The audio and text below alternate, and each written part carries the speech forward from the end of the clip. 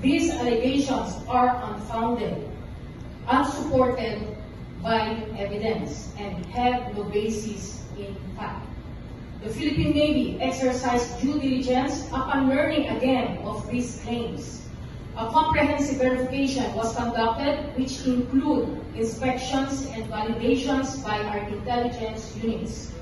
All findings consistently confirmed that Mr. Guteza, who was long been retired from the service, is not under the custody, protection, or safekeeping of the Philippine Navy or the Philippine Marine Corps.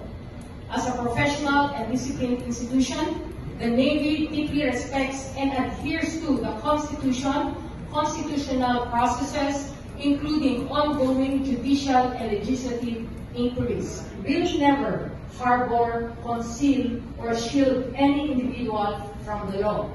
We also underscore that the Philippine Navy and the Armed Forces of the Philippines as a whole will never compromise its integrity or reputation. To those who continue to fabricate stories and weaponize or use misinformation at the expense of the AFP, we respectfully appeal, please spare the Navy and the Armed Forces of the Philippines. We have nothing to hide and nothing to protect except the truth. The Philippine Navy stands guard not only over our seas, but also over the truth, the law, and the honor of the Armed Forces of the Philippines.